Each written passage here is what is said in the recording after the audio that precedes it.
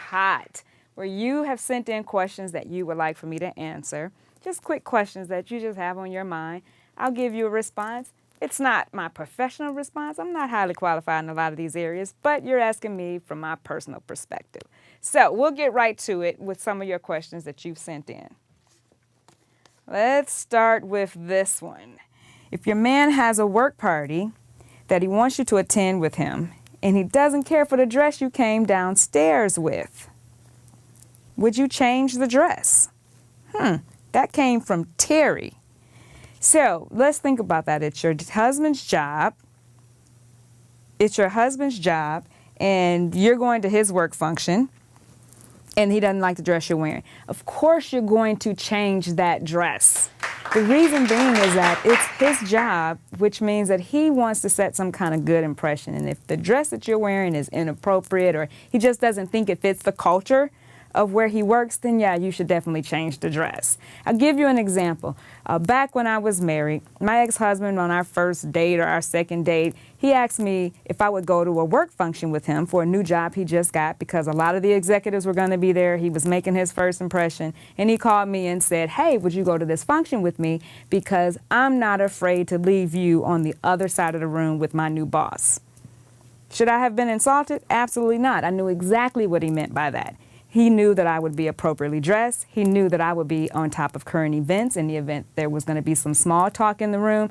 It was that impression that he wanted to make as a whole, not just him personally, but the people that he hangs out with.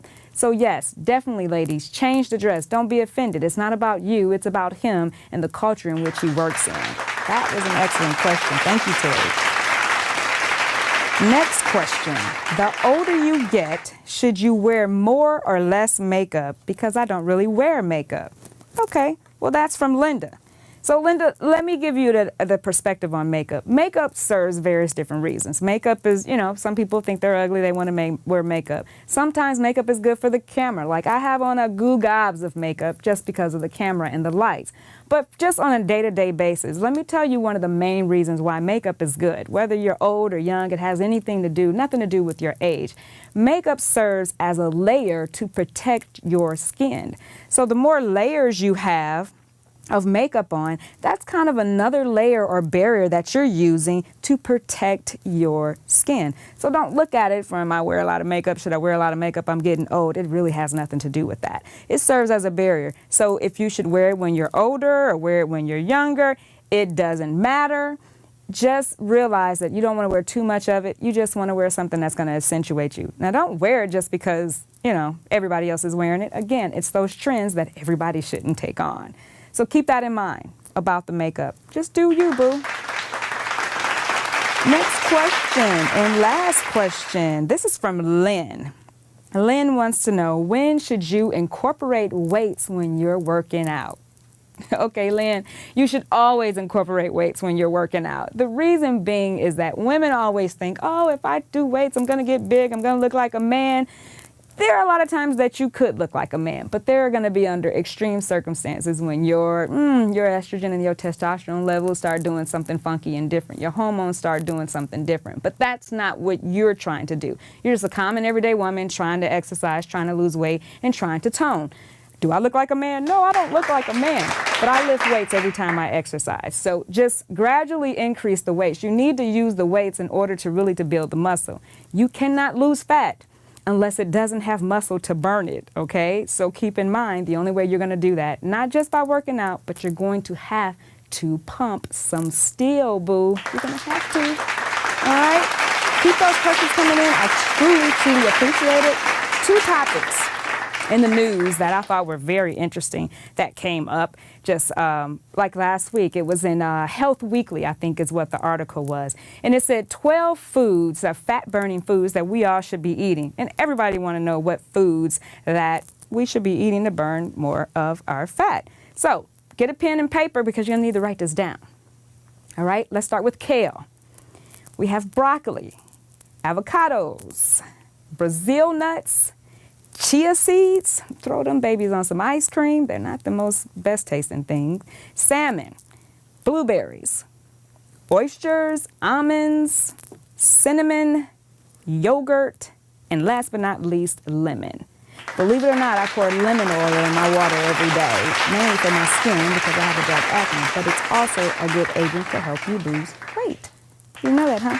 Yep, those are the 12 things you need to know about fat-burning foods. And then the last article, I know, right? Yeah, I know, those are good ones. The last article that I read that I thought was extremely interesting was a 15-year-old girl who lost over 100 pounds, and she's been able to keep 100 pounds off. She's 15. So when she was in the 5th grade, she weighed 187 pounds, right? There are women who are in their 30s, 40s, and 50s that weigh that amount, and they're struggling with trying to lose that weight.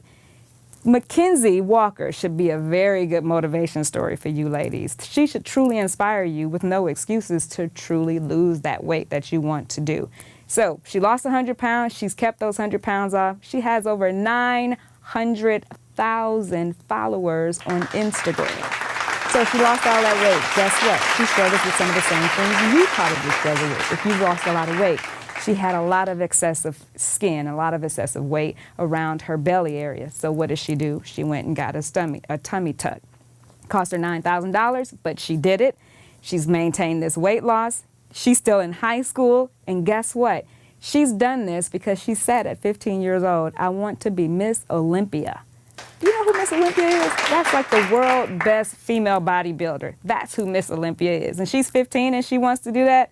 Heck, I'm just trying to retire from the federal government in the next 12 years, let alone be Miss Olympia. So ladies, you can totally lose this weight, set some goals, figure out what it is, get that plan. She's 15, really? Come on. If she can do it, you can definitely do it too. I trust that you can. Start on that plan right now. Don't go away. We'll be right back. Our next guest